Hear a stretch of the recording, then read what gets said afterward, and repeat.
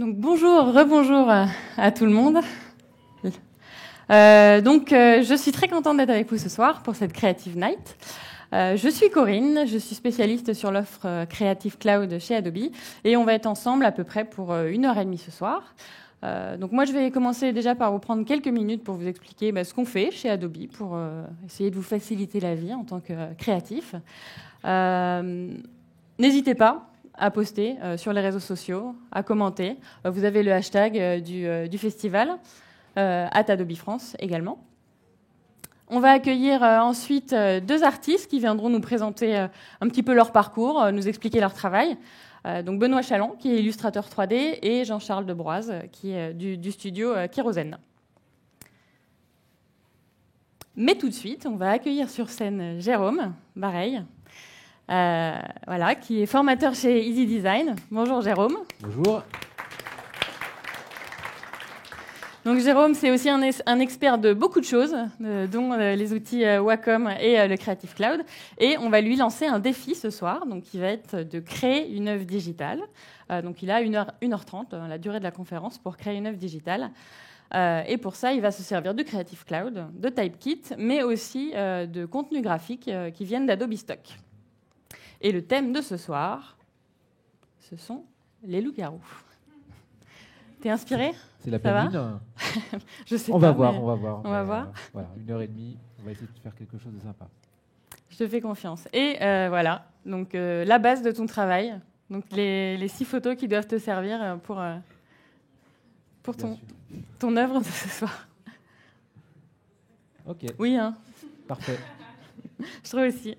Donc on fera un petit point sur l'avancée de ton boulot dans quelques minutes et puis on te retrouve à la fin pour que tu nous présentes tout ça. Ok, c'est parti. Bon courage, bonne chance. Alors pour ceux qui ne connaissent pas Adobe Stock, donc peut-être que si je vous parle de Fotolia, ça va peut-être plus vous parler. Adobe Stock vient de l'acquisition de Fotolia par Adobe il y a quelques temps déjà, maintenant, en 2014. Donc Fotolia, au départ, on était sur plutôt une banque d'images, donc une plateforme où on pouvait acheter des droits d'utiliser des images, des contenus graphiques, éventuellement des vidéos. Aujourd'hui, sur Adobe Stock, là, on est vraiment passé sur une logique place de marché où on va retrouver beaucoup plus que simplement des contenus visuels, donc tout un tas d'éléments graphiques. Donc évidemment, toujours des images, des illustrations, des vidéos, mais aussi des contenus qui sont vraiment des contenus premium. Donc des contenus qui sont triés, de très grande qualité, et puis des templates, des modèles de documents, Photoshop, Illustrator, et aussi tout un tas d'éléments 3D, donc des modèles, des objets 3D, des matériaux et des lumières qu'on va pouvoir exploiter avec. Donc cette logique, en fait, qu'a eu Adobe avec cette place de marché stock, c'est vraiment de fournir aux créatifs maintenant de la matière pour démarrer plus vite. Donc plus vite et plus facilement également. Donc l'idée, c'est vraiment de vous permettre de vous concentrer sur ce qui est important, c'est-à-dire l'inspiration, le processus créatif, et pas forcément sur le « comment est-ce que je vais faire ».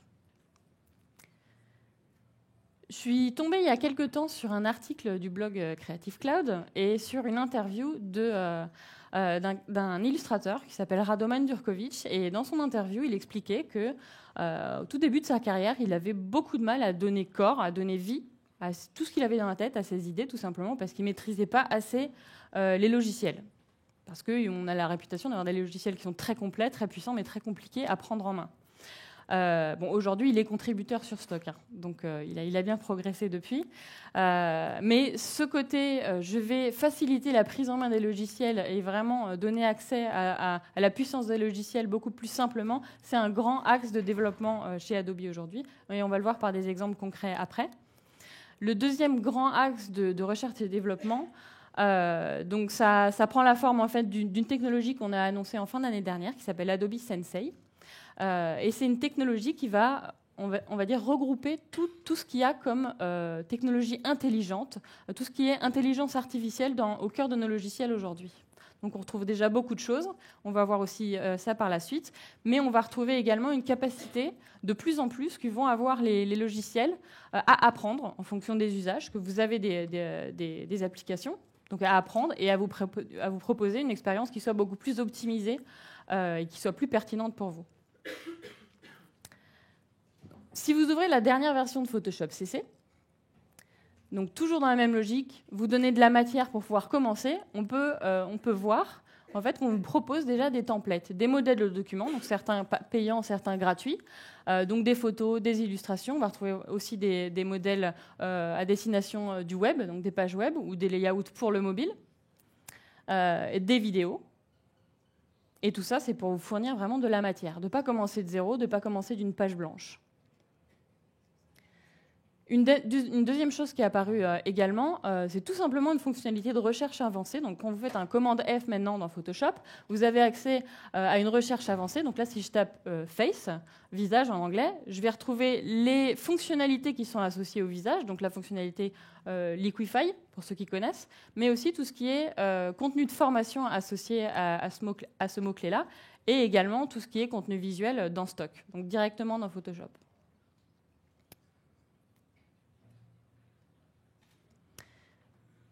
Quand j'ai une idée créative, je ne suis pas forcément devant mon ordinateur. Donc c'est encore une fois dans cette même logique, je souhaite pouvoir démarrer beaucoup plus vite et beaucoup plus facilement. Donc souvent je suis en mobilité, et quand je suis en mobilité, j'ai soit un téléphone, soit une tablette dans le meilleur des cas. Donc là c'est ce que je vais faire, je vais essayer de créer un contenu sur tablette. Depuis tous mes logiciels, mes applications sur mobile, j'ai accès à Stock. Et je peux rechercher directement dans les applications des contenus visuels sur Stock. Donc là, je cherche une montgolfière que je vais vouloir intégrer sur mon rendu visuel. Donc on est dans Photoshop Mix, là. Dans Photoshop Mix, je peux faire une découpe très, très rapide de ma montgolfière. Donc là, c'est démarrer son projet, mais aussi, on se rend compte qu'il y a beaucoup de choses qui vont être grandement facilitées par ces applications. Donc j'ai ma sélection qui est faite, ma découpe très rapide, et je vais essayer d'aller mieux l'intégrer au visuel qui se trouve derrière, donc potentiellement en changeant l'exposition, les contrastes, la luminosité, mais aussi éventuellement le mode de fusion. Alors là, on remarque que l'image, c'est une image que je n'ai pas encore achetée, donc je l'ai trouvée sur Stock, je l'ai enregistrée dans mes librairies sur le Creative Cloud, mais j'ai enregistré un aperçu. Vous voyez bien qu'il y a un watermark en fait sur la montgolfière. Donc pour l'instant, c'est juste je travaille. Je ne suis pas encore sûre que je vais avoir besoin d'acheter cette image. Donc pour aller plus loin sur la compo, maintenant, je vais aller travailler sur Photoshop. Donc là, j'ai vraiment un processus de travail qui est complètement intégré. Je retrouve toutes mes modifications. La découpe, c'est un masque dynamique, par exemple. On retrouve tous les modes de fusion qu'on a créés sur mobile. Là, j'ai simplement changé en fait, l'image de fond. Je l'ai remplacée par une nouvelle source que j'ai trouvée sur Adobe Stock également, et qui va mieux s'intégrer. Bon, je rechange le mode de fusion pour mieux s'intégrer à ce visuel-là. Je rajoute un peu de texte pour l'événement, évidemment. Et ce qui va être intéressant ici, c'est que je vais pouvoir directement dans Photoshop acheter l'image. Une fois que je suis sûre de moi et que ma composition elle est finale, et que je vais avoir besoin d'utiliser les droits associés aux images que j'ai utilisées, et les versions haute définition et non watermarkées, je vais pouvoir directement acheter les droits de l'image depuis Photoshop. Donc j'ai un simple clic droit à faire, acheter les droits, et là, ça bascule en fait. Donc j'ai mon image qui va être convertie en haute définition, sans le watermark, donc la version réellement achetée et que je peux utiliser en production. Et je n'ai pas tout le retravail de découpe, d'intégration à faire dans Photoshop, puisque j'ai un simple remplacement de l'image. Donc tout ce que j'ai fait comme modification avant est préservé. Je n'ai pas tout à réintégrer. C'est bien la même source derrière.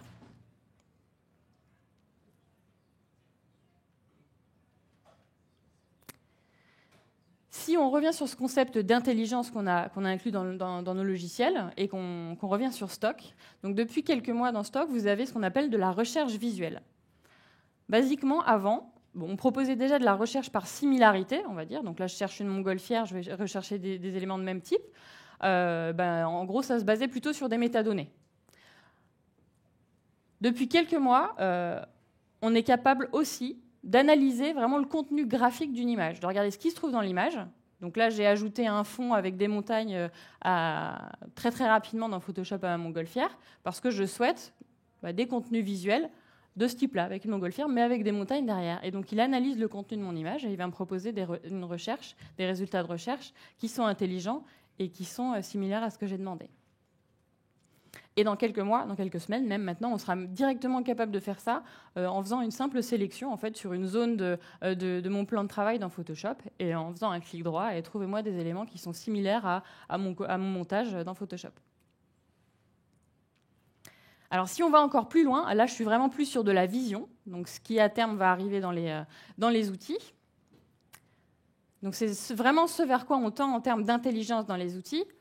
On va faire une recherche visuelle, certes, mais qui va se baser aussi sur des éléments sémantiques qui constituent mon image. Donc là, on va regarder les positions relatives en fait, des deux blocs. Donc c'est des blocs qui ont été nommés en personne et chien pour pouvoir donner cette information sémantique, mais on va analyser les positions et vous voyez que les résultats de recherche s'adaptent en fait. Là où avant on avait un chien à droite, et ben maintenant il est à gauche. On va faire le même type d'exercice. Donc cette fois-ci, je vais demander un parapluie, mais devant la personne, à gauche et devant. Et là, on relance la recherche et on a directement quelque chose qui est adapté, sans forcément avoir de la matière réellement photo, en fait. On a juste donné des éléments sémantiques. Et pareil, si maintenant je veux un fond avec de l'eau derrière, de la mer ou autre, ça fonctionne de la même manière. Donc c'est derrière ce moteur de recherche, on va retrouver Adobe Sensei, qui apprend en permanence du comportement utilisateur et toujours va proposer des résultats qui sont plus pertinents. Et enfin, je vais vous parler du dernier né de chez Adobe, donc, qui s'appelle Felix, donc, qui est un logiciel qui est en bêta aujourd'hui. C'est une toute nouvelle génération de logiciels. Pour ceux d'entre vous qui connaissent aussi XD, on est vraiment dans la même logique d'interface très épurée, très simple à prendre en main. Le but de Felix, c'est vraiment de pouvoir créer des rendus photoréaliste. C'est un logiciel qui est à destination de gens qui ne maîtrisent pas forcément la 3D. Pardon, excusez-moi. Donc, qui ne maîtrisent pas forcément la 3D, mais qui ont besoin de créer des rendus photoréalistes sur la base d'éléments 3D qui vont venir intégrer. Donc, on va voir comment ça se passe. La première chose qu'on peut voir, c'est que déjà, on a déjà de la matière pour commencer à travailler. Donc, on a déjà des matériaux, on a déjà des modèles 3D, des objets et déjà des lumières. Et comme maintenant Stock propose aussi ce genre d'éléments, on va pouvoir directement dans Felix trouver des objets 3D, des matériaux et des lumières. Donc là, je suis partie sur une guitare.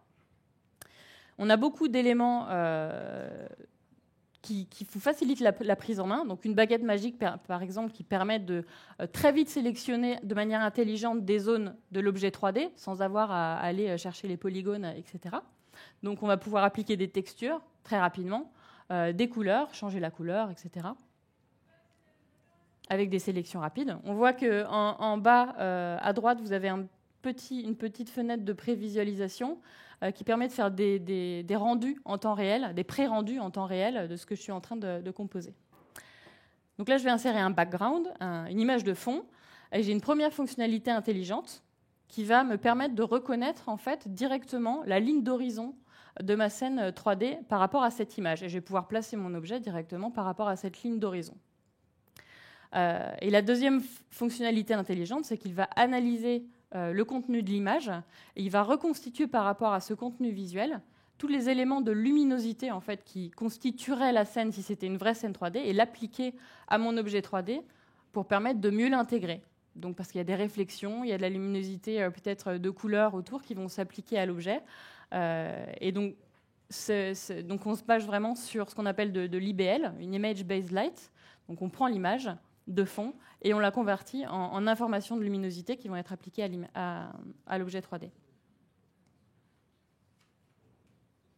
On est toujours dans cette même logique. Donc, c'est deux grands thèmes que je vous ai annoncés au début. Démarrer simplement, facilement, mais également proposer une expérience qui soit intelligente et qui permette d'apprendre au fur et à mesure que vous utilisez les solutions. Donc voilà pour moi. Maintenant, je vais accueillir Benoît Chaland. Bonjour Benoît. Bonsoir. Donc Benoît Chaland, il est illustrateur 3D. Je vais lancer sa presse. Voilà, il a travaillé pour des très grandes agences, des très grands comptes à l'international, comme IBM, Audi, encore Nissan, Jean-Paul Gaultier. Et il a même été relayé dans des magazines comme Wired, Fast Company. Merci d'être là ce soir. Et c'est Merci à toi. beaucoup. Bonsoir à tous.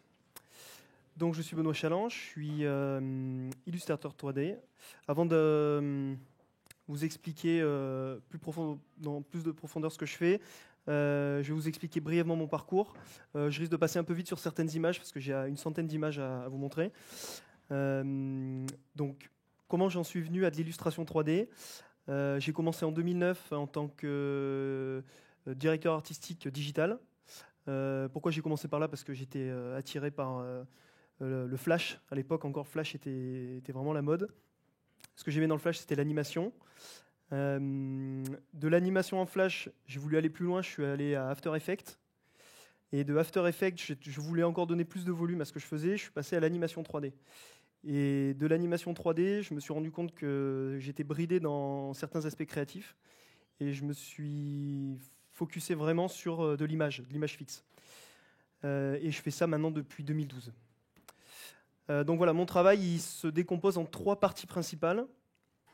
L'illustration, le set design, DA, je vous expliquerai un petit peu plus en détail, et la typographie. L'illustration, qu'est-ce que c'est? C'est la création d'univers.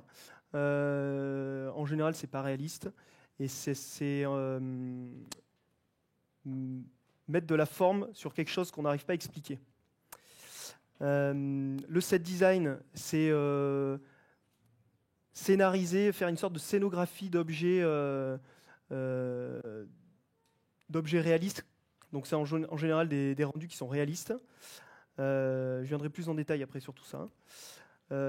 Pour la typographie, bon, là c'est une partie qui est assez généraliste, mais en gros je travaille beaucoup avec des typosystèmes que je qualifierais plutôt de lettering, qui correspondent à un format bien précis. Et voilà, ça c'est un exemple, mais je vous montrerai un peu plus.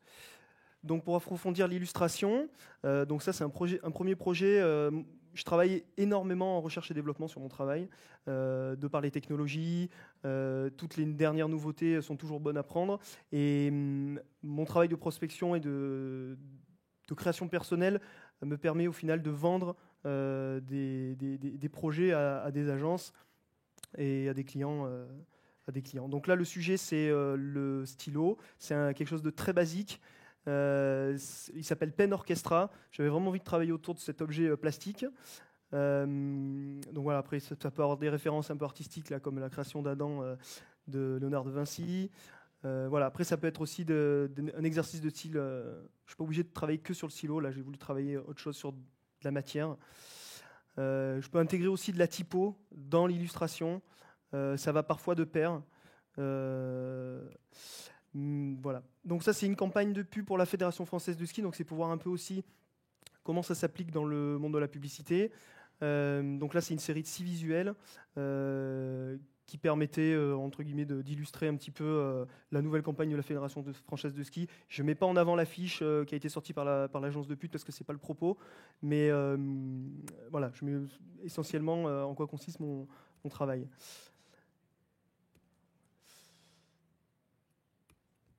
Donc ça, c'est une série d'illustrations pour une salle de sport très connue en Espagne. Donc là, c'était un visuel par saison. Bon, j'ai mis que les 3 parce que le 4e, c'est pas moi qui l'ai fait, donc je le présente pas. Mais en gros, là, voilà, c'est Spring, Winter et Summer. Donc là, c'est vraiment l'idée d'illustrer des notions abstraites. Voilà, ça, c'est vraiment un exemple parfait d'illustrer une notion abstraite, tout en essayant de garder un élément qui laisse le projet réaliste et terre à terre. Ça, c'est un visuel que j'ai créé pour une agence qui a fait la pub télé pour McDo pendant le Monopoly. Ils m'ont demandé de leur faire des visuels pour les inspirer, entre guillemets. Et ils se sont servis un petit peu de ces éléments pour ensuite faire la pub télé. Voilà, je peux aussi faire des illustrations, on va dire, un peu moins abstraites et plus réalistes pour mettre en avant la notion de digital avec la construction. Là, c'est une campagne pour Audi avec une agence anglaise, où là, bon, on comprend tout de suite le propos, c'est les adultes jouent avec les voitures comme des enfants. Des fois, l'illustration 3D aussi a un gros avantage, c'est que ça peut magnifier quelque chose qui, en lui donnant un style illustratif, une patte que la photo n'aurait pas ou que la simple illustration 2D n'aurait pas. Donc ça, c'est un projet pour Nissan. Là, c'est un projet qui, on va dire, j'ai voulu mettre en avant parce qu'il y a un vrai travail de mélange de 3D et de Photoshop, ce qu'on pourrait appeler d'illustration ou de matte painting. Donc là, l'illustration se découpe en 7 slices, où on a voilà, la route qui est un peu le liant sur ces 7 slices. Alors la luminosité des projos, des rétroprojecteurs permet peut-être pas de voir tout le détail, mais en gros, voilà, à gauche, on a le rendu 3D, à droite, on a le rendu une fois qu'il est retouché sur Photoshop. Donc il y a pas mal d'évolutions. La 3D et l'illustration. Moi, dans mon process d'illustration, j'ai un case study après sur un projet un peu plus précis, mais le process d'illustration se fait aussi beaucoup sur Photoshop, sur comment je retravaille mes éléments 3D sur Photoshop. Voilà, une autre slide. Donc on peut voir qu'on peut vraiment compléter un visuel. Par exemple, sur le toit de la Maison Blanche, là, j'ai vraiment rajouté des éléments. C'est pas que de la 3D. Donc ça, c'est une illustration que j'ai réalisée pour Photolia il y a 4 ans lorsque j'étais à Madrid dans un studio qui s'appelle Serial Cut. Donc là, c'était vraiment l'idée de l'accumulation d'objets, parce qu'en fait, il y a des objets qui sont en 3D, il y a des objets qui sont en photo. Donc là, c'était vraiment un cabinet de curiosité des éléments Photolia qu'on avait choisi pour essayer vraiment de créer vraiment le cabinet de curiosité. Il y a tellement de détails qu'on cherche toujours à savoir ce qui se passe à droite. Là en bas, on voit il y a des personnages qui fondent avec un sèche-cheveux. Voilà, il y a toujours plein de détails. On pourrait la regarder 10 fois. On trouverait toujours des nouvelles choses. Et ça, c'est un visuel, on va dire, un petit peu plus cadré, puisque c'est une illustration qui a été faite pour l'ouverture du centre Beaugrenelle il y a 2 ans, il me semble, qui était aussi sorti pendant les fêtes, il me semble. Donc voilà. Donc mon process, je vais aller un petit peu plus en détail sur une illustration pour vous montrer vraiment de quoi je démarre, jusqu'où ça va. Donc voilà, ça c'est le sketch de base. En général, je travaille très souvent sur Photoshop pour justement pouvoir revenir sans forcément perdre les éléments, tout ça. Donc ça, c'est une illustration qui me sert de base. Des fois, ça peut prendre 1 mois à faire. C'est-à-dire jusqu'à trouver pourquoi je fais ci, pourquoi je fais ça, où est-ce que je le pose, etc. Des fois, je crée, je ne sais même pas, j'ai le flow complètement perdu, mélangé avec plein d'autres idées. Donc voilà. En gros, c'est l'illustration de base. Ensuite, je viens construire mes masses en 3D. Je retravaille ma 3D directement en peignant dessus sur Photoshop. Je rajoute un peu des couleurs. Je me dis, voilà, là, je vais rajouter des kayaks. Comme on est dans un univers d'eau, je vais rajouter une pompe, des oiseaux, des poissons. Voilà. Bon, en l'occurrence, ce n'est pas des poissons, c'est des pingouins. Ensuite, voilà. En fait, il y a vraiment une notion de ping-pong entre la 3D et l'illustration proprement parlée, qui est vraiment la tablette. Moi, je bosse avec une tablette Wacom, là.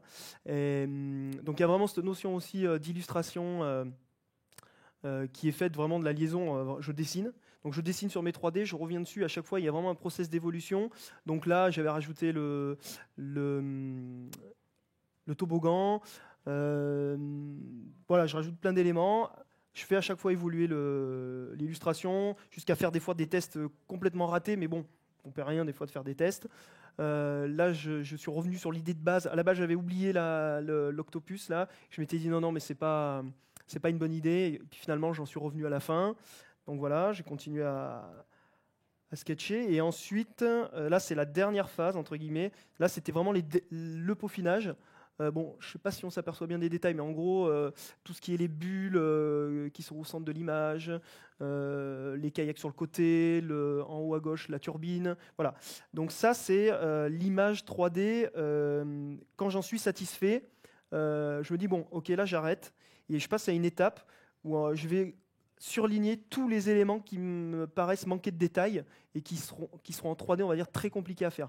Tout ce qui est eau, l'univers de l'eau, tout ça en général en 3D, c'est toujours très compliqué d'arriver à un beau détail. Donc en général, je croppe un petit peu toutes mes...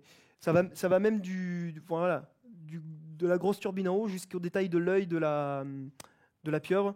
Voilà, je fais vraiment une repasse. Ça peut prendre des fois une demi-journée à checker tous les détails et me dire voilà, là il faut que j'ajoute ça, il faut que j'ajoute ça. Bon, voilà. c'est encore un process supplémentaire.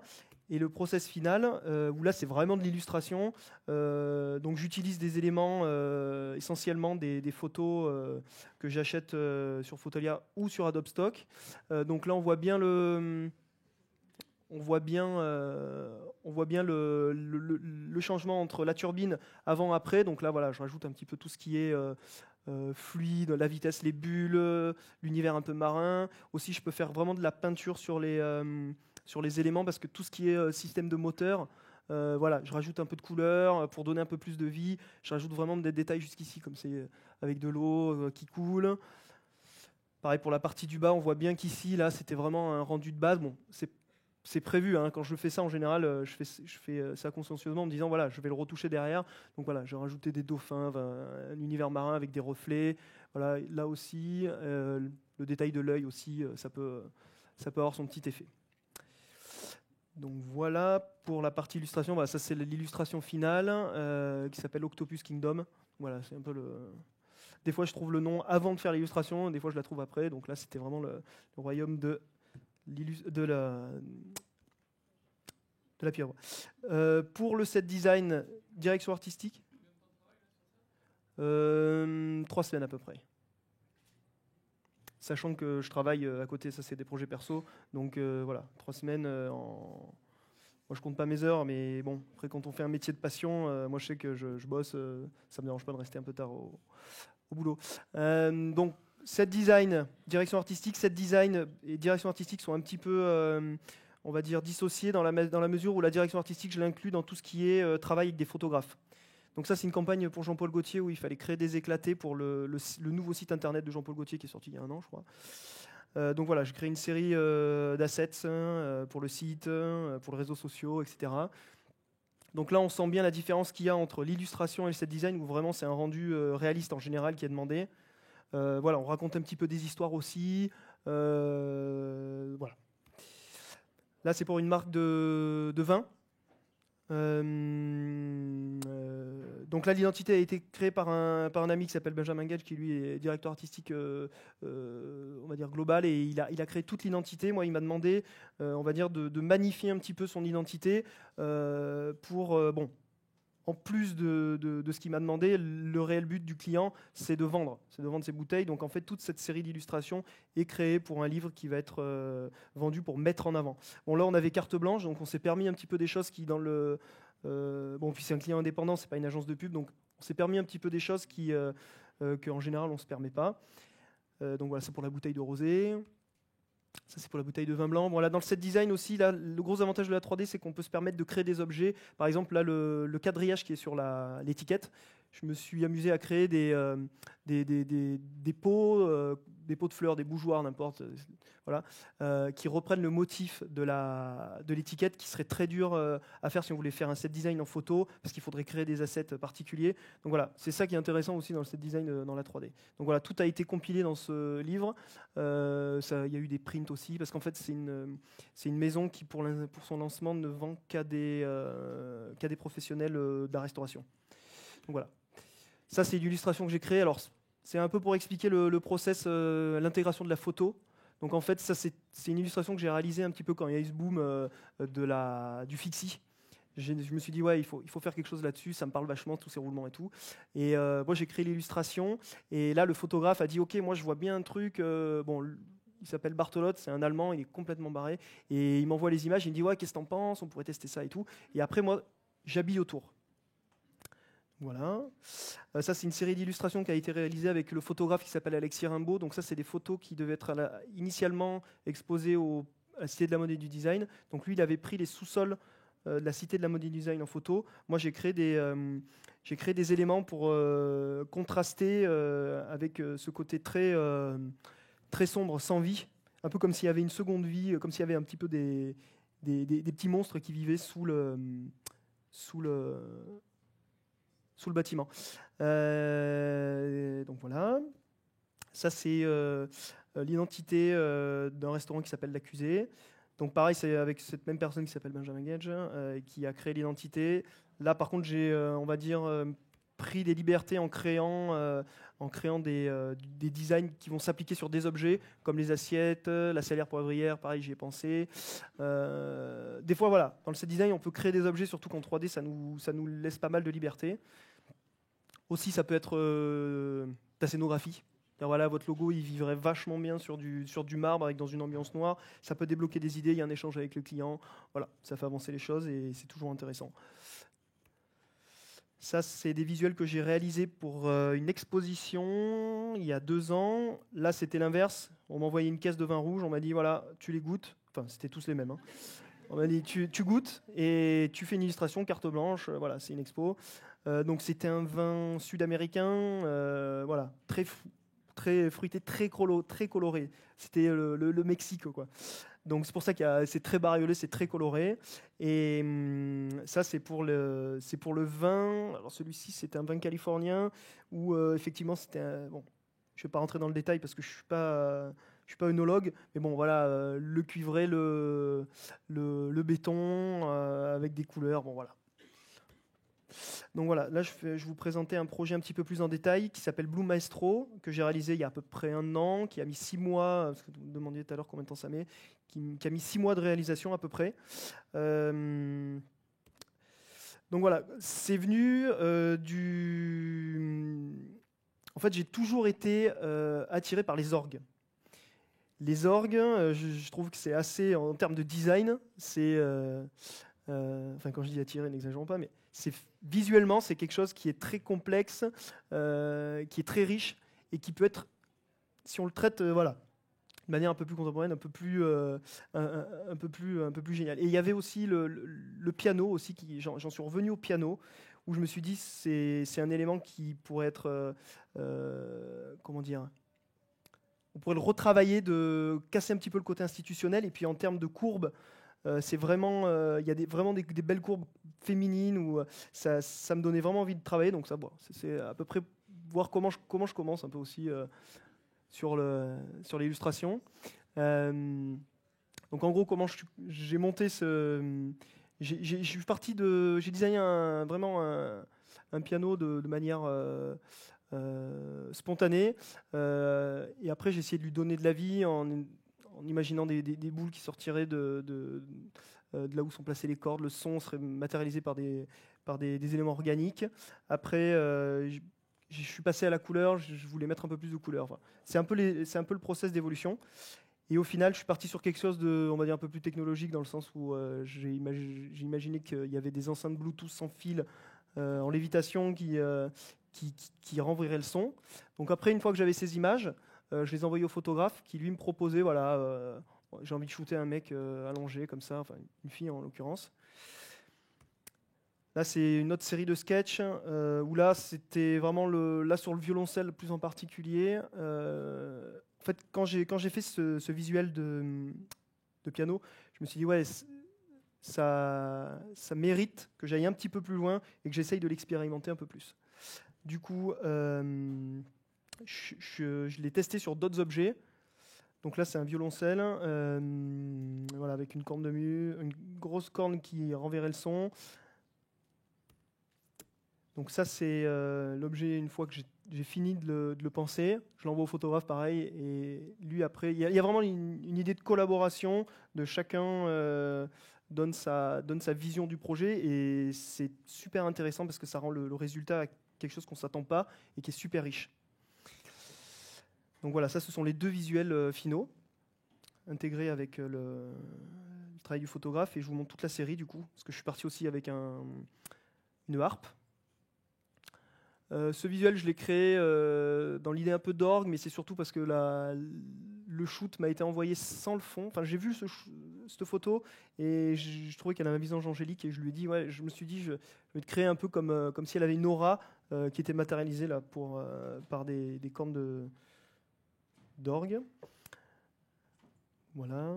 L'orgue, je suis obligé d'y passer, donc j'ai fait une petite expérimentation, j'ai essayé de modéliser un orgue avec des enceintes Bluetooth.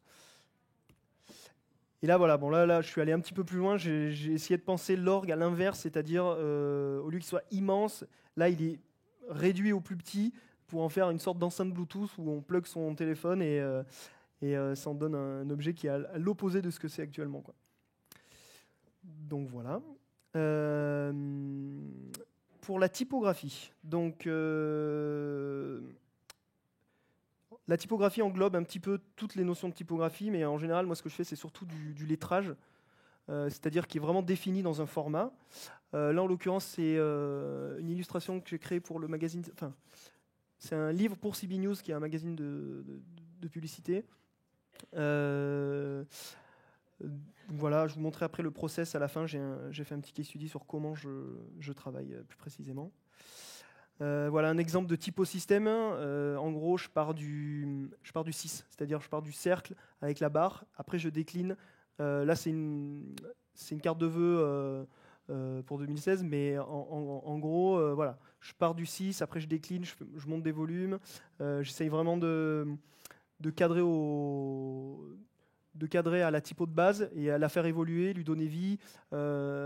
J'ai toujours été hyper attiré par la typo et je trouve que l'outil 3D permet de visualiser la typo d'une manière assez inattendue. Donc là, pareil, c'était carte de vœux 2015. Donc ça, c'est l'identité pour les Fubistol qui ont eu lieu en septembre.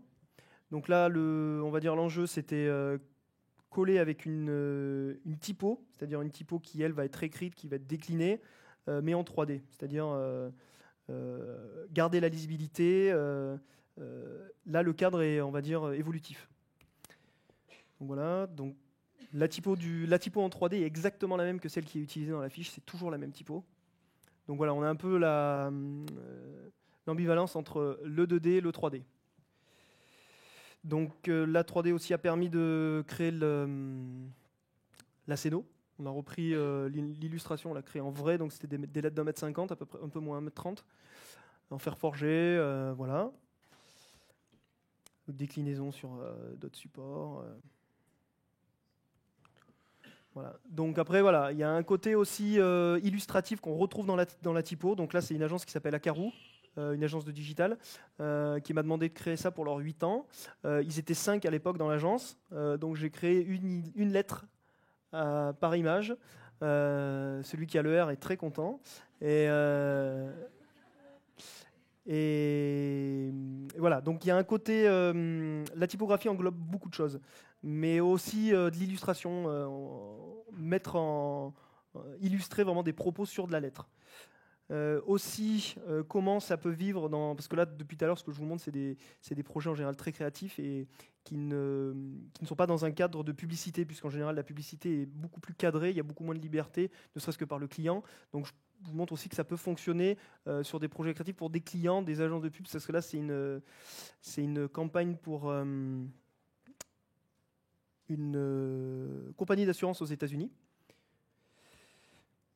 Donc voilà, c'est une série de 3 visuels. Bon, là, c'était célibataire, enceinte, voilà, avec le twist au milieu.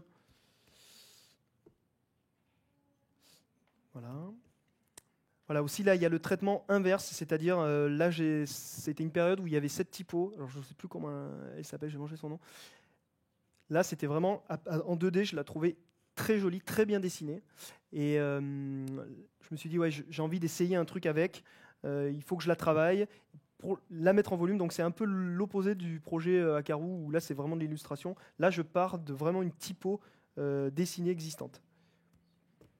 Donc, ça, c'est un projet aussi, on va dire, de scéno, d'espace, qui a été surtout retenu parce que il y avait cette notion de redesign de l'espace de travail très standardisé. Et comme beaucoup de mes projets, en général, des marques ou des clients voient mes projets et me disent « Ouais, ça nous plaît vachement, mais il faudrait le faire à notre image. » Donc là, en l'occurrence, Wired m'avait contacté, il m'avait dit « Voilà, on veut la même chose avec la typo Wired pour faire une couverture d'un éditorial. » Donc voilà. Donc ça, c'est un petit case study sur comment je procède pour créer en général une typo. Enfin, pas pour créer une typo, parce que c'est une autre notion, mais pour faire du lettering, on va dire. Voilà. Je travaille beaucoup avec le côté typosystème, c'est-à-dire je crée un élément de base, et je mets en forme la typo avec cet élément de base. Donc là, en l'occurrence, comme je suis invité par les gens d'Adobe Stock, j'ai fait une typo Adobe Stock. Je pense que ça a totalement sa place.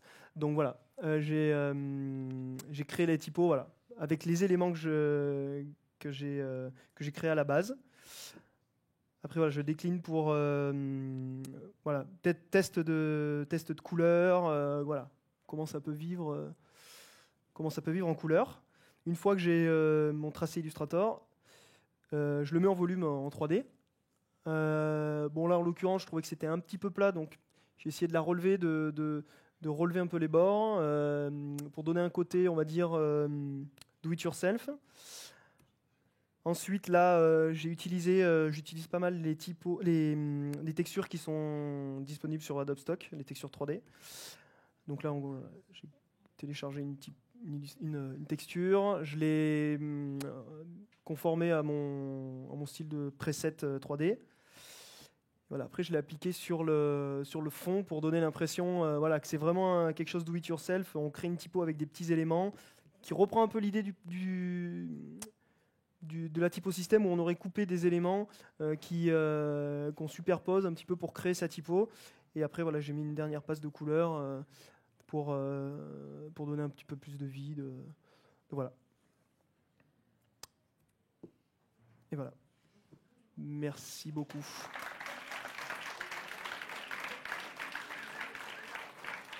Là, j'ai ramené des petits books que j'ai fait il y a 2 ans. Il m'en reste quelques-uns et je les ai mis sur la table. Vous pouvez vous servir. Hein. Merci beaucoup, Benoît. Super. Je suis super fan de l'Octopus Kingdom. Et avant d'enchaîner sur la deuxième présentation, je vous propose de faire un petit point sur le travail de Jérôme. Où est-ce qu'il en est ?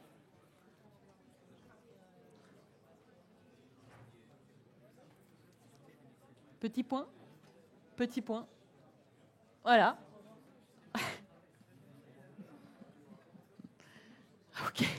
Donc bon. ça prend bien forme déjà. Ça prend tournure. Donc le petit troll, il se trouve derrière. Là, pour l'instant, c'est la petite fourrure. Donc là, ce qui est intéressant, c'est que j'ai fait des recherches au niveau de l'ambiance. Donc par Adobe Stock, là, je voulais rajouter un château. Donc j'ai tapé château de princesse. Donc à la base, juste pour vous montrer, le château initial, c'est le château de Barbie, hein, ni plus ni moins. Donc voilà, j'ai juste utilisé celui-ci pour ne pas perdre de temps. Donc comme il est dans le lointain. Et puis voilà, petit à petit, là, je suis en train de construire un petit peu la tête. Je vais chercher après à la déformer, à la repositionner. Je suis reparti donc sur les images.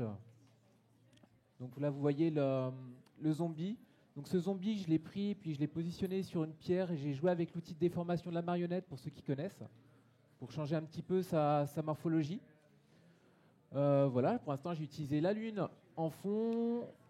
Ça, c'était mon image de référence. Et puis, pour l'instant, voilà, j'ai utilisé également la tête du loup ici et puis cette espèce de Krampus. Donc voilà, pour l'instant, je suis en train de composer l'ensemble. Je vais rester dans un premier temps avec des niveaux de valeur principalement. Je n'ai pas trop joué sur la couleur, je le garderai pour la fin. Voilà, pour l'instant, je cherche juste à améliorer un petit peu le visage, la morphologie. Et ensuite, eh bien, on verra pour la partie couleur dans un second temps.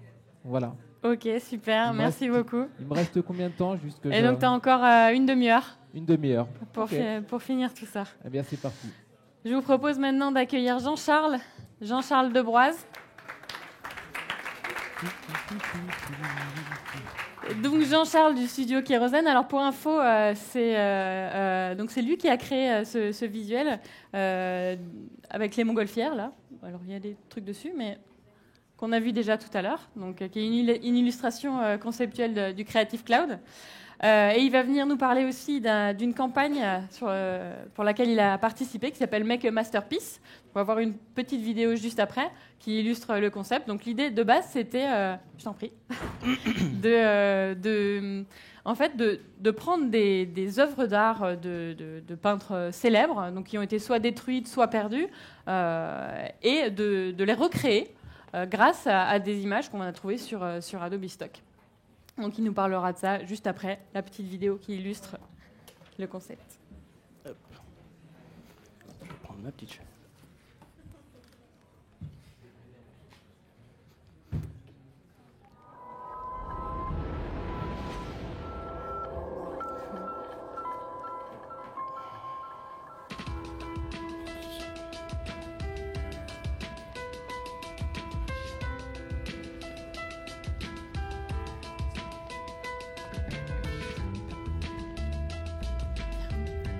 Juste à côté de... Comment? Il y en a qui veulent. Ah oui. Ouais, fini.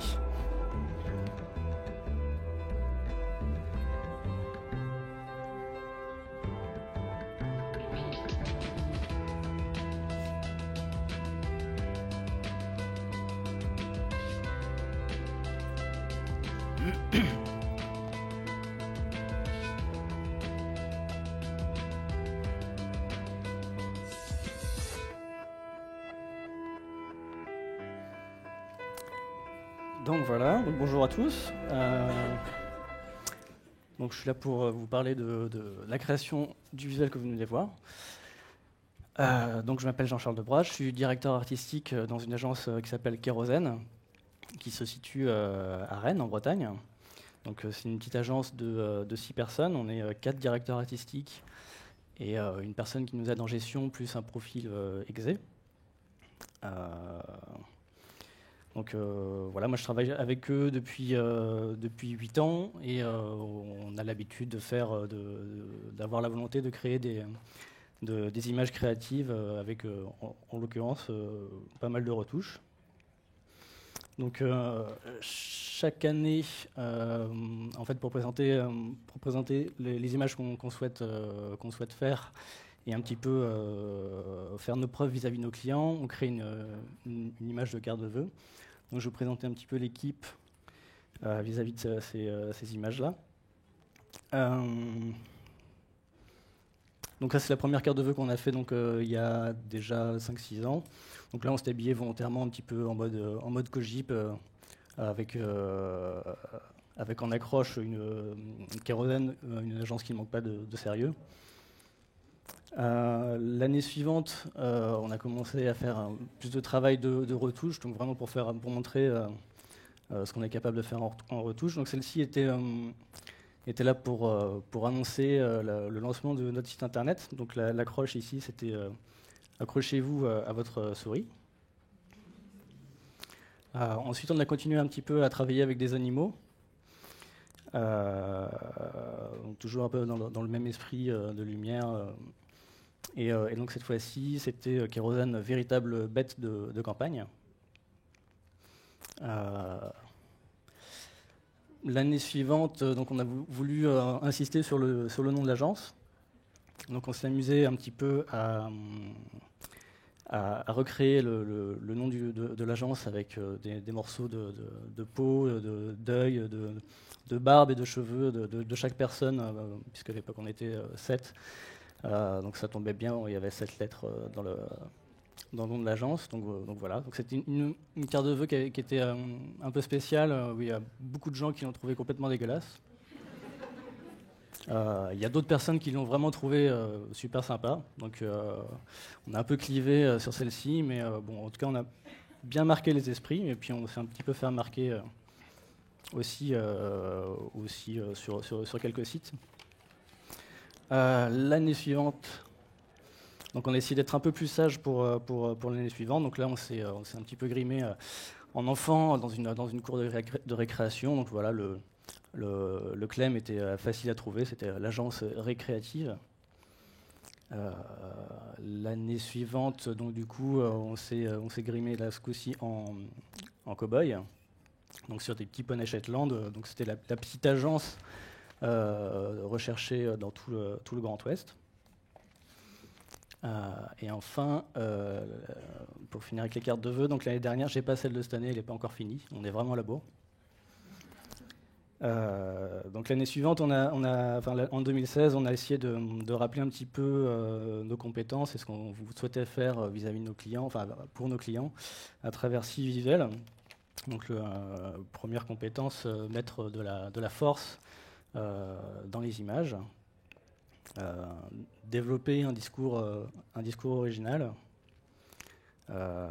attirer l'attention du public, alimenter les réseaux sociaux, diffuser les idées, et enfin créer du contenu digital.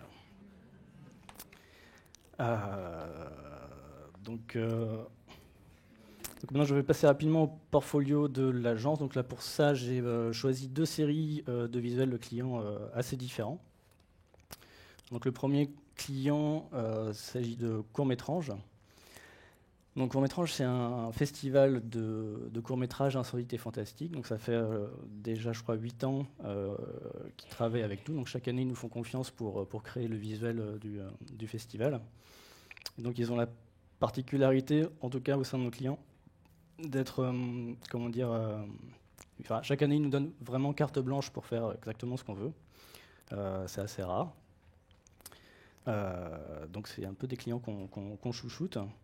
Donc la seule contrainte qu'ils nous donnent, c'est d'être bizarre, donc de coller avec l'esprit du festival, en tout cas Court-Métrange. Donc chaque année, on essaie de faire quelque chose d'assez dérangeant, mais tout en restant esthétique. Donc voilà une suivante. Donc pour le festival, pour ce festival de court-métrage, on a vraiment essayé d'éviter tous les clichés qu'on peut trouver pour une affiche de cinéma. Donc tout ce qui est pop-corn, pellicule ou tapis rouge, enfin tous ces clichés-là, on les a complètement éjectés. Et du coup, on a vraiment décidé de créer des visuels qui sont évocatifs de ce que pourrait ressentir du coup, le public en se rendant au festival.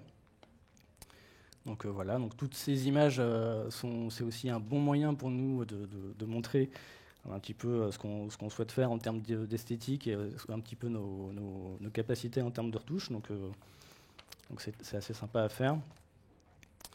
Donc voilà, donc en gros, chaque année, vu que le sujet est totalement libre, c'est un petit peu une petite compétition interne pour savoir qui va faire la prochaine affiche de court-métrage. Donc pour celle-ci avec les crapauds, donc ça c'était une direction artistique que j'ai créée. Et enfin celle-ci c'est la dernière, donc qui a été faite pour l'édition 2016. Donc c'est en gros une série d'images qui est appréciée par le public rennais, puis qui nous a donné un petit peu la réputation d'être une agence qui notamment crée des images assez tordues. Après, on n'a pas que des clients comme Court-Métrange, on a aussi des clients un peu plus sérieux. Donc là, j'ai pris l'exemple de l'Orchestre symphonique de Bretagne. Donc pour eux, on a créé une série de 9 posters qui déclinent un petit peu tous les événements qui se produisent au cours de leur saison culturelle. On a fait aussi leur identité graphique.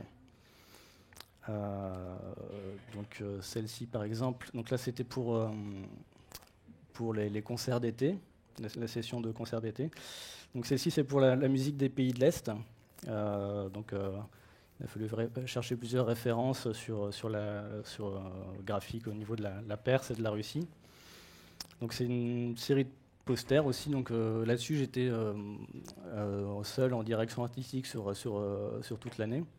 Donc ça m'a permis aussi d'approfondir un peu mes connaissances en musique classique et sur aussi pas mal de choses que je ne connaissais pas. Donc c'était assez intéressant. Celle-ci, donc c'est sur le thème des États-Unis, donc sur les grands classiques américains comme West Side Story, Brubeck, etc.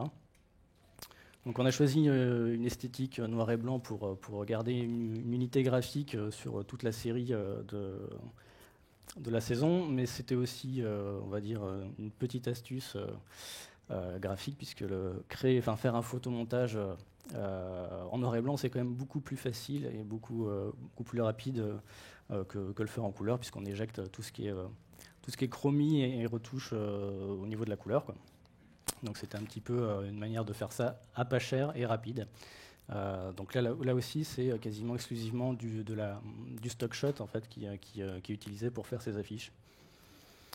Donc celle-ci, elle était pour le public le concert des jeunes publics. Donc là, vous en avez deux autres. Donc il y en a une qui était sur l'inspiration sur les travaux de peinture de Kandinsky et une autre sur l'école viennoise. En fait, les seuls éléments qui ne proviennent pas de banques d'images là sur ces affiches sont les mains et les instruments, puisque en gros le client était extrêmement exigeant sur la position des mains. Il voulait que les musiciens puissent reconnaître, pas spécifiquement le morceau qui est joué, mais au moins que la position de la main soit complètement crédible vis-à-vis d'un expert en musique. Donc, par exemple, pour qu'un violoniste ne se dise pas, mais on ne tient pas un violon comme ça.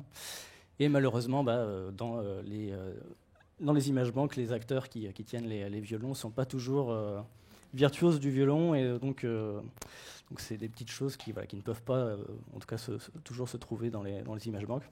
Donc là, c'était un petit peu l'exception.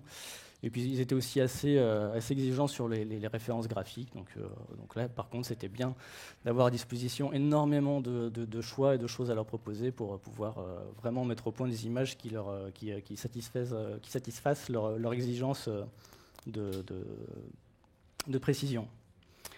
Donc voilà, donc tout ça, c'était assez sympa à faire. Donc là, c'est la dernière qui était sur le Nouvel An, sur le thème du Nouvel An chinois.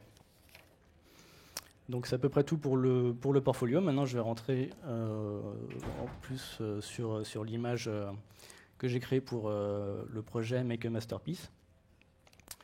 Donc avant tout, en fait, j'étais assez surpris moi quand l'équipe d'Adobe International m'a contacté pour participer à ce projet, puisque j'avais pas une très très grosse renommée dans le milieu de la retouche, et puis on est quand même une assez petite agence, donc c'est assez bizarre de se retrouver face à face avec face à face sur Skype avec le directeur de création d'Adobe et puis des gens de grosses agences californiennes. Et puis c'est surtout aussi très gratifiant pour un graphiste, surtout quelqu'un qui travaille dans la retouche tous les jours, d'avoir l'attention des créateurs de Photoshop. Donc voilà, j'étais assez content de participer à ça. Et en plus, le projet qui me proposait vraiment m'a plu tout de suite. Alors ce qui est assez rigolo, c'est qu'ils n'étaient pas du tout au courant, mais j'avais déjà travaillé sur la recréation d'un tableau de peinture classique. Donc là, il s'agit de La liberté guidant le peuple de Delacroix. Donc ça, c'est un projet complètement personnel qu'on a créé avec l'équipe de Kérosène, qui était en gros... c'est une image qu'on avait créée pour la promotion de la prise en compte du vote blanc lors des dernières élections. Et donc, du coup, il n'apparaissait absolument pas dans notre portfolio, c'était assez confidentiel. Donc, c'était vraiment complètement un hasard que l'équipe d'Adobe nous recontacte, enfin, que nous contacte en tout cas pour un projet similaire. Donc là, c'est le tableau recréé. Donc, pour ce projet-là, on a travaillé en fait en réel, donc on a fait un casting un petit peu sauvage, on a monté des barricades sur un studio photo, on a shooté tout le monde avec la lumière qui se rapprochait le plus possible du tableau. Et après, une fois que tout ce travail-là a été fait, c'était plutôt facile de réintégrer tout ça pour refaire le tableau. Pour Make a Masterpiece, c'est donc à peu près le même concept, mais il a fallu vraiment travailler de manière complètement différente.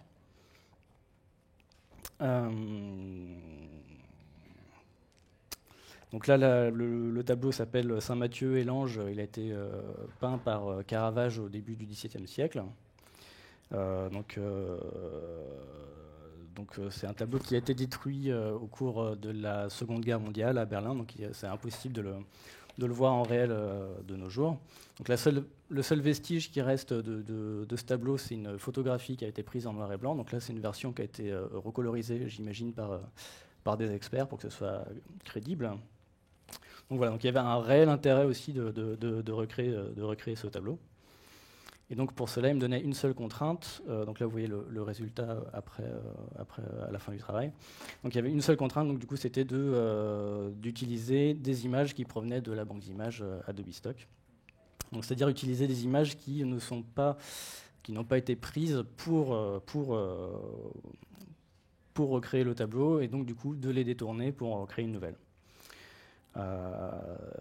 Donc la grosse difficulté pour moi, ça a été de trouver les bonnes images sources. Donc, je pense qu'on peut être très très fort sur Photoshop, on peut vraiment être un crack total.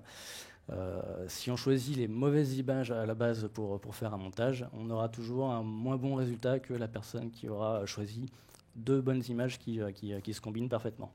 Donc c'est un petit peu, je pense qu'on peut un petit peu comparer ça comme de la cuisine. Si vous choisissez des mauvais ingrédients, vous ferez quelque chose de dégueulasse. Si vous choisissez de bons ingrédients, déjà vous êtes sûr d'avoir quelque chose qui sera à peu près pas mal. Donc voilà. Donc moi j'utilise pas mal de stock shots dans mon travail au quotidien. Là, la seule différence, c'est que d'habitude, je dois illustrer un concept. Donc là, par exemple, si Caravage aurait été mon client, il m'aurait dit, écoute, tu vois, il faut que j'ai un vieux monsieur qui se fasse dicter par un petit ange, etc. Donc j'aurais pu faire des recherches, vieil homme, ange, machin, et refaire une image un petit peu comme je veux. Là, en l'occurrence, c'est un boulot assez différent, c'est-à-dire que je dois copier complètement l'image. Et donc, du coup, le moindre position de bras, de nez, de direction de regard ou de lumière doit vraiment se caler à quelque chose de complètement précis. Donc, c'était vraiment un travail assez différent. Donc là, c'est une sélection de toutes les images que j'ai utilisées pour ce travail. Donc, d'habitude, j'utilise à peu près 30% de mon temps en recherche d'images, et ensuite j'ai 70% de post-production. Là, ça a vraiment été l'inverse. J'ai passé 70% de mon temps à chercher des images sur l'imagement et environ 30% en retouche. Donc voilà, là c'est les 45, je crois qu'elles y sont toutes quasiment, mais voilà, c'est les 45 images qui ont servi pour la création du Caravage. Donc voilà, ça viendra pour après. Donc le sujet de la peinture était aussi assez compliqué pour un photomontage, parce que ça représente deux êtres humains. Donc c'est toujours un petit peu plus délicat de faire de la manipulation sur des visages et sur des corps. Donc ça, c'est dû à une règle qui est vraiment très simple, et très connue en sémiologie, c'est qu'on n'a pas la même exigence et la même attention selon le sujet que l'on regarde. Donc on n'est pas très exigeant lorsqu'on regarde une photo de paysage. On commence à être plus exigeant dans le regard, dans l'expertise, quand on voit une photo d'un objet ou d'un animal. On est plutôt exigeant en regardant un être humain, et on commence à devenir hyper expert dès qu'on regarde un œil en particulier. Donc, là pour ça, j'avais préparé un petit exemple rapide. Donc si je vous montre cette image, donc a priori quelqu'un de pas très suspicieux, il la voit passer sans se poser de questions. Il ne se rend pas compte que le sapin fait à peu près 14 km de haut, il est quasiment aussi haut que la montagne. Donc c'est une grosse bourde énorme en photomontage, mais comme ça, à première vue, ça passe. Là, pour cette image, on met beaucoup moins de temps à comprendre que la guitare a un problème de proportion elle aussi. Donc là, elle est juste 2 fois plus grande, mais on s'en rend compte déjà beaucoup plus vite. Et là, sur cette image, j'ai à peine grossi la tête de ce pauvre type de 10%, et ça choque, mais complètement, c'est pas possible, quoi. Et là, sur un visage, voilà, un petit détail de la taille d'un moustique, ça se voit aussi direct, même sur une peau qui a beaucoup de motifs, on va dire. Donc du coup, j'ai respecté un petit peu cet ordre dans le travail pour le Caravage. Donc, du coup, j'ai commencé par les visages. Donc pour ça, j'avais besoin de trouver. Enfin, j'ai commencé par celui du visage du moine, donc de Saint Matthieu. Donc pour ça, il fallait que je trouve donc un vieux monsieur de profil, 3/4, barbu, chauve, regardant vers le bas, avec un regard un petit peu malicieux. Donc c'est assez compliqué. C'est beaucoup de choses pour une recherche sur Adobe Stock. Donc il a fallu forcément que je le fasse en plusieurs parties. Donc pour ça, j'ai trouvé donc, ces deux messieurs. Donc il y en avait un qui avait à peu près le même crâne, la même barbe, et l'autre qui avait le regard vraiment vers le bas. Les deux étaient à peu près de profil 3/4, avec une lumière qui était cohérente entre les deux.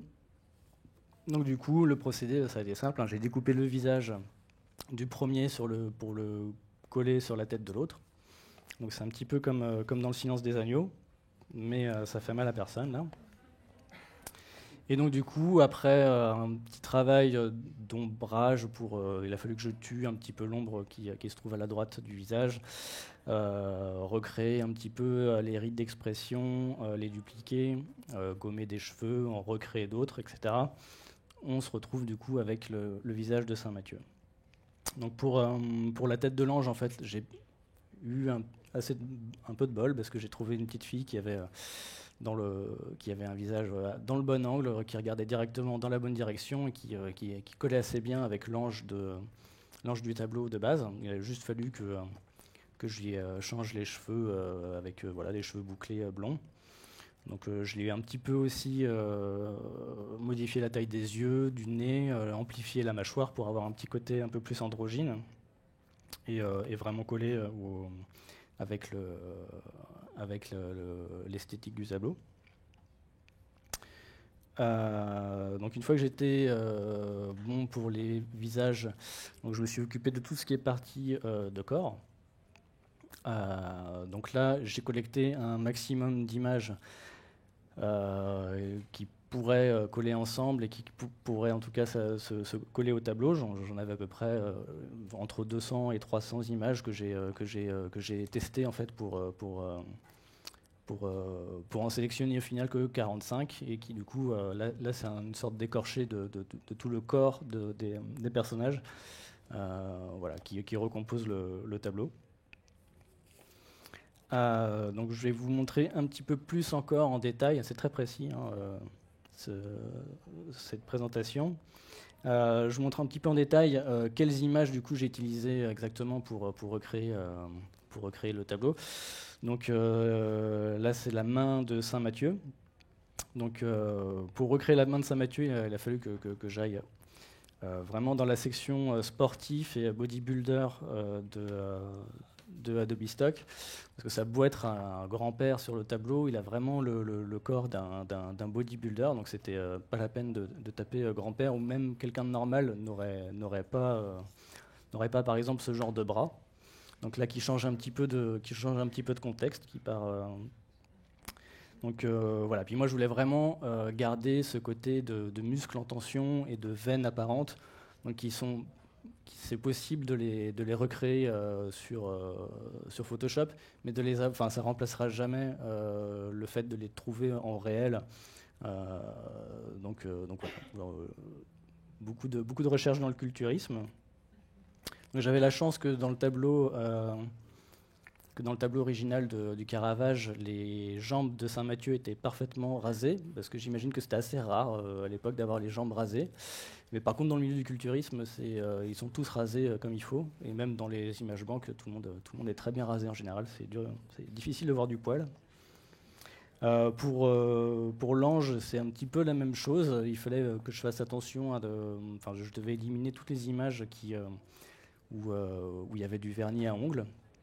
Parce que ça aurait été un peu assez bizarre, assez anachronique d'avoir un ange avec du vernis à ongles.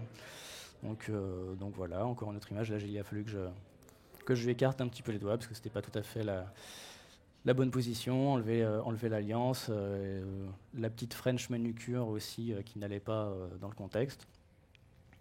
Et puis voilà, d'autres éléments assez compliqués à trouver dus à la position assez bizarre du bras, donc des raccourcis compliqués à trouver. Et tout ça en gardant en tête qu'il faut que la lumière soit à peu près cohérente avec celle du tableau. Elle peut être différente, mais en tout cas, s'il y a une totale contradiction avec la lumière du résultat que vous voulez trouver, ça va être très très compliqué de rééclairer à droite quelque chose qui est éclairé à gauche. Si c'est éclairé assez platement, bon, ça se fait, mais bon. Voilà, donc ça c'est l'image que j'ai récupérée pour le pied de Saint-Mathieu. Pareil, c'est des choses qui sont... c'est qu'en cherchant qu'on se rend compte que c'est assez rare sur les images blanques, un pied vu de dessous. Donc un pied vu de dessous, vu de face aussi. Donc j'ai vraiment trouvé que cette image-là. Petit problème, c'était une toute petite partie de la photo du cycliste qui courait avec son vélo. Et en plus, ça a été pris pas en studio donc, et en mouvement, donc forcément, j'avais un pied flou. Et c'était le seul que j'avais trouvé. Donc pour solutionner un petit peu ce problème de pied flou, en fait, j'ai décidé de le mettre à profit et de créer une profondeur de champ dans le tableau. Donc du coup, de faire une zone de netteté après le pied et de dire oui, mon pied est flou, c'est parce que c'est une photo et le pied sort du champ. Donc c'est un petit peu une tradition vis-à-vis de Caravage, puisque à l'époque, la notion de profondeur de champ qui est apparue avec la photo n'existait pas. Donc les peintres peignaient tout de net, autant le sujet que l'arrière-plan ou les petits détails au premier plan. Mais bon, moi, ça me permettait de m'arranger avec ce pied flou. Autre imperfection dans l'image, pareil, j'avais trouvé cette jolie jambe pour Saint-Mathieu. Mais le problème, donc il a été éclairé dans le bon sens, il y avait la bonne tension de muscles, j'étais super content, mais en fait, c'était pas une jambe droite, c'est une jambe gauche qui est sur le... qui est à la base. Donc du coup, ce qui est censé être un intérieur de cuisse se retrouve un extérieur de cuisse. Donc voilà, sur le tableau, Saint-Mathieu a deux jambes droites. Donc pour récupérer quand même, je vais coller un pied gauche, donc du coup ça passe beaucoup mieux. Bon, je pense qu'il n'y a que les experts en anatomie qui pourraient me dire que je me suis un peu permis n'importe quoi. Après, donc là, c'est le travail que j'ai réalisé pour l'aile de l'ange. Donc ça a été un petit peu long. Je l'ai fait, là pour le coup, je l'ai fait vraiment sur mesure. J'ai utilisé trois photos, 2 photos de plumes et une photo d'aile-doigt. Donc pour les parties osseuses de l'aile, je me suis servi de la photo d'aile-doigt. Et après, j'ai choisi mes petites plumes et je les ai déformées pour éviter d'avoir une répétition du même motif. Du coup, en ombrant tout ça les unes après les autres, voilà, j'ai recréé mon aile. Pour les drapés, donc en fait, c'était extrêmement compliqué de trouver exactement les mêmes plis dans les vêtements que sur le tableau. Donc, du coup, je me suis concentré vraiment sur le mouvement des vêtements et en essayant de garder tous mes éléments qui provenaient de la même séance de shoot pour garder la même texture et à peu près le même éclairage. Donc là, par exemple, pour Saint-Mathieu, j'ai utilisé des toches d'avocat pour refaire son habit. Donc voilà, donc ça c'est les images que j'ai utilisées pour le dernier plan. Donc là, voilà, c'est la texture que je remodélise pour refaire le sol, la chaise, etc. Et enfin, une fois que tout ça a été terminé, il a fallu texturer toute l'image pour lui donner l'impression d'avoir été réellement peinte sur une toile. Donc pour ça, j'ai procédé en 3 étapes. Je vais essayer d'être rapide parce que ça commence à être long. Donc j'ai commencé par faire une grande texture de toile qui couvrait toute la peinture. Et donc j'ai fait une première texture de peinture, de couche fine de peinture en incrustant du coup l'image dans la toile. Donc c'est la deuxième étape que vous voyez qui a vraiment une impression de couche très fine comme un lavis sur une toile. La deuxième texture, donc c'est uniquement le filtre peinture à huile sur Photoshop. Voilà, j'y suis allé franco. Donc ça donne une impression d'avoir une épaisse couche de peinture, puisque là on voit plus du tout la texture de la toile. Et du coup j'ai mixé les deux en prenant en compte la manière de travailler des peintres à l'époque, qui était en fait ils faisaient un grand lavis sur leur toile pour faire leur fond foncé, donc ils travaillaient sur fond noir, et après ils retravaillaient toute leur peinture, toute la morphologie, en allant vers le clair, et donc du coup les parties claires sont les parties qui sont le plus épaisses en peinture, et les parties foncées sont celles qui ont le moins de peinture. Donc j'ai remixé les deux en gardant la texture fine pour les parties foncées et la texture épaisse pour les parties claires. Et voilà, et donc du coup ça donne ce résultat-là, et je vous laisse avec le time-lapse de tout ce travail. Vous pouvez regarder les calques, il y en a, je ne les ai pas comptés, mais il y en a un sacré bon gros paquet. Voilà, j'ai fini.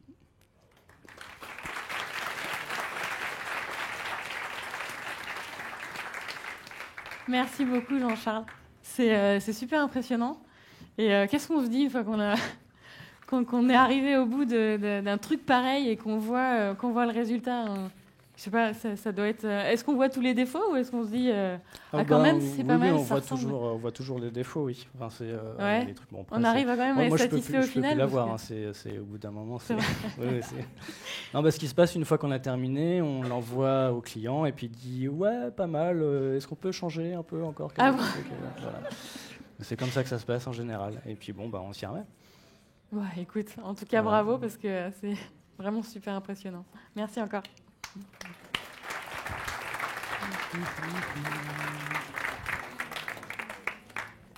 Et donc, on va finir avec la création de Jérôme. On va voir où est-ce que tu es arrivé au bout de cette heure et demie de travail.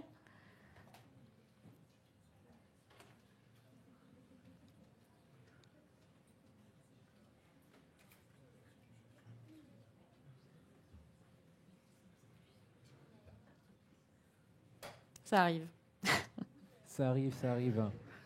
Bon, j'étais en train de faire une petite recherche typo, là. J'ai peut-être 2 minutes pour la faire. Vous me laissez quelques minutes on a pour 2 minutes finir pour la faire, ouais. Allez, je vais en profiter. Est-ce que vous connaissez TypeKit? Vous connaissez tous Levez TypeKit? la main, ceux qui connaissent TypeKit. Oui, quelques-uns, mais pas tous. Ça va.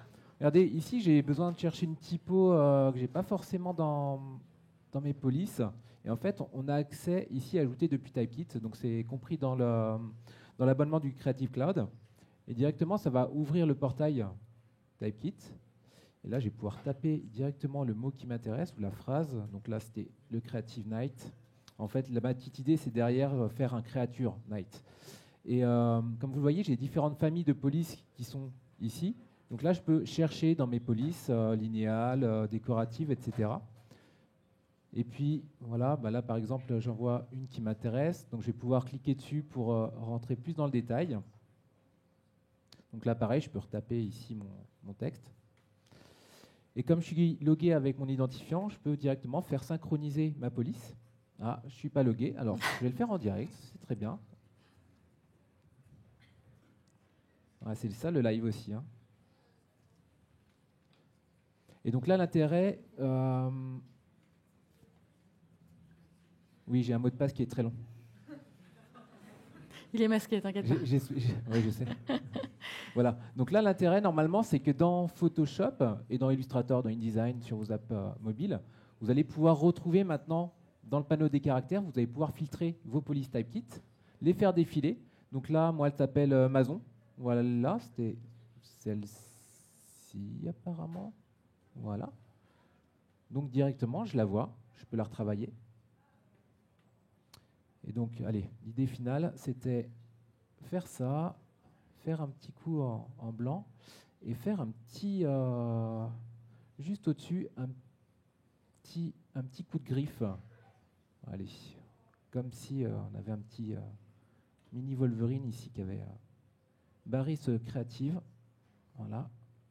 Et on va le transformer en créature. Voilà, ça sera la créature Knight.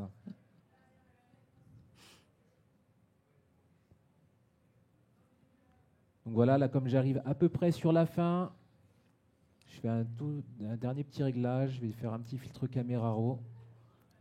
Comme ça me permet de vous parler puis de régler, d'ajuster quelques réglages au niveau des couleurs, au niveau des contrastes, la clarté si je souhaite qu'elle soit plus nette ou plus floue. Voilà. Si je veux faire, je sais pas, un petit virage partiel. Voilà, donc je retravaille un petit peu quelques couleurs.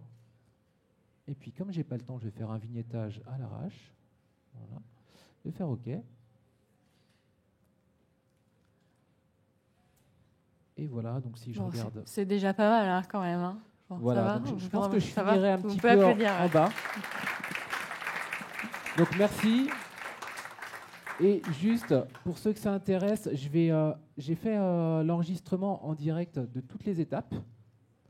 Et en fait, voilà toutes les étapes que j'ai fait ce soir devant vous. Donc là, je le fais un petit peu en accéléré. Super.